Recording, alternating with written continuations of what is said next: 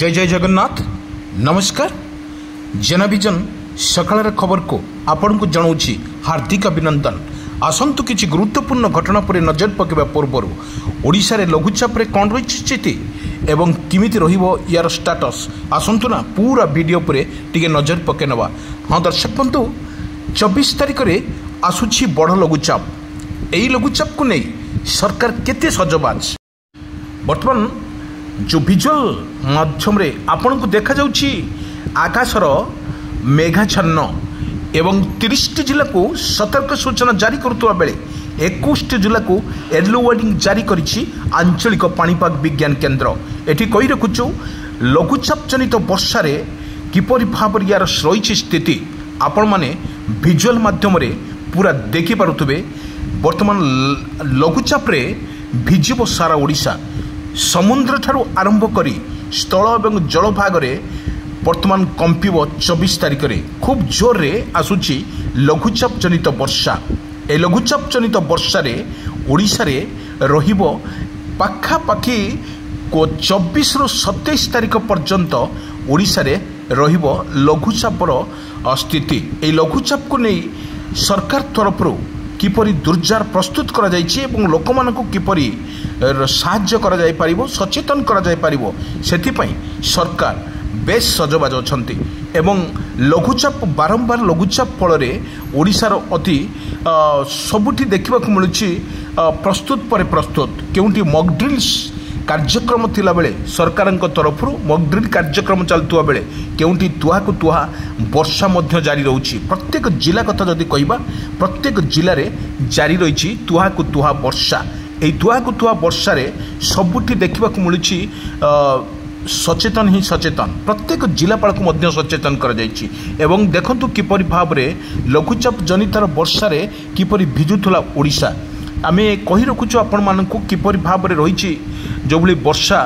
वर्षा रही ताहा मध्य लोक मानकु सचेतन करने पाई जो भली सरकार तरफ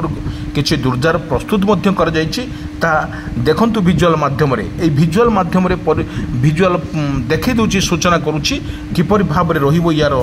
टाटस एवं सबुटी क्षेत्र देखा बेले जनसाधारण मानकु मध्य सचेतन कर जाइछि कारण ये अत्यधिक लाइटिंग हबो एवं जो भली लघुचापर जो तांडव लीला आपण देखंतु किपरि से आखि वर्तमान हो सारानी लघुचाप एवं ओडिशा मुहां होउछि एवं ओडिशा रे प्रबल वर्षा मध्य जारी रहिबो। एई ओडिशा देखंतु किपरि लघुचापर स्थिति किपरि वर्तमान जो पाणीपाग विशेषज्ञ कहवा अनुଯାयी देखंतु किपरि जो भली लघुचाप रे सृष्टि होउछि एक सृष्टि होउछि ताहा मध्य लोकको मध्य अस्तव्यस्त करुछि ए लघुचापटी कारण 24 तारिख रु जो 24 तारिख रु 27 तारिख पर्यंत ओडिशा रे लइब लगातार भाव में जो रहा 24 एवं 27 24 25 26 27 एरु 4 रु 5 दिन जो भली ओडिशा पर रही यार प्रभाव एवं प्रभाव रही सारा पर एटा मध्य रहिबो जोरदार प्रभाव रहिबो। आमे कहि रखुछु 24 तारिख रु 27 तारिख रे प्रत्येक जिले में जो भली 21 जिला को वर्तमान येलो वार्निंग जारी करिछि। येलो वार्निंग जारी करसला परे किछि जिला को छाड़ीदेले एवं मध्यमरु अति वर्षा जोर रे वर्षा मध्य हबो 30 रु 40 किलोमीटर पवन बहिबार मध्य आशंका रही सरकार तरफ जोरदार प्रस्तुत मध्य शेष होइछि लोक मानकु किपरि काजुअल जीरो काजुअलिटी रक्षा करा जाय पारिबो एवं जदि कोनोसी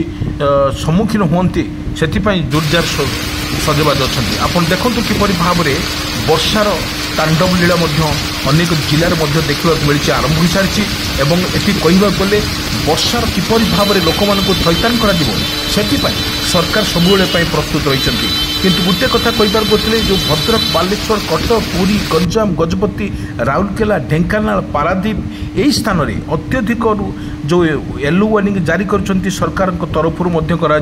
एसआरसी पक्षर जदि एवं लगातार भाव में आम कही रखुचु प्रबल मात्रा वर्षा मध्य जारी रहिबो एवं समस्त को सचेतन मध्य करा जायछि जदि किछि कौनसी प्रकार असुविधार सम्मुखीन हुअन्ति ताले निकटस्थ वर्तमान जो बात्या आश्रयस्थली अच्छी सेपटे आपन को रहिबा पई मध्य सरकार तरफ सूचना जारी करा जायछि।